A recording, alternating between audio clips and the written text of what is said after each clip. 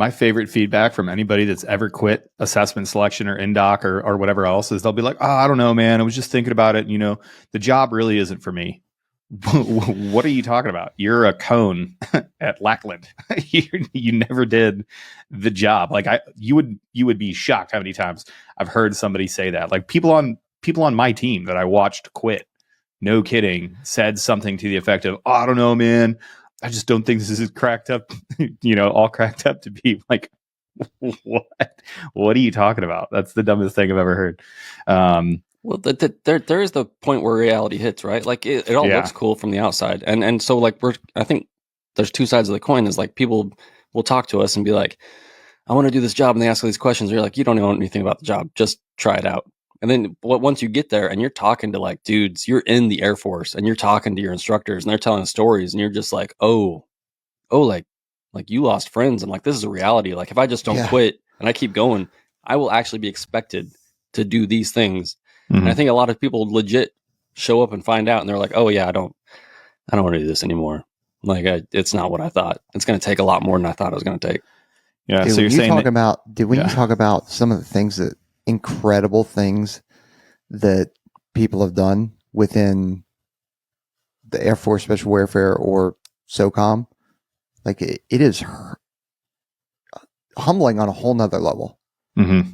But you are absolutely going to be expected to do that, because if you get put in that extraordinary situation, you've got to be able to perform. There is no cowering behind a rock. There's cover. There's getting cover and concealment. Right. But there, it's going to say, I'm sitting right here. Stop it.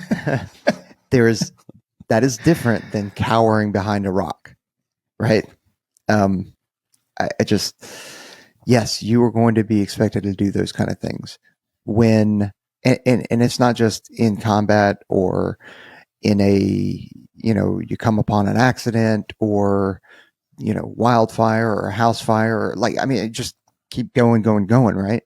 Like there is an expectation. It's kind of like what I've said. I don't know if I've said it on here or not, but I conceal carry everywhere I possibly can.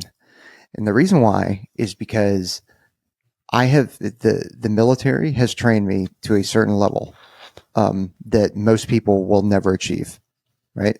And I see it as it is my duty to be able to protect myself, my family, and those around me, people that I have no idea who they are, because maybe nobody else can. And I have the training to do so. It's just like, and I know that there's a Samaritan law or Good Samaritan law or whatever like that. So like there is a difference between me coming up on a patient and Aaron coming up on a patient, right? Or do you have to be a doctor for that, Aaron? No, you don't. So almost everywhere gives you Good Samaritan protection, but there is essentially, if you're medically trained and you make yourself known, you sort of have a duty at that point. Like if you walk up and you're like, "Hi, I'm a paramedic," and they're like, "Oh, this guy is freaking dying, you have to help," and then I go, "Nah, dog, I don't really want to." You can't really do that, especially if you have medical training. It's morally and ethically questionable.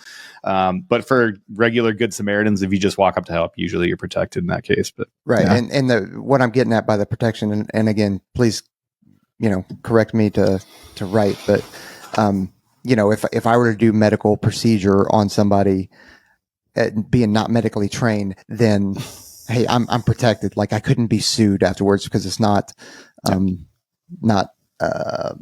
malpractice or whatever. Exactly. Right? Yeah, most states are good.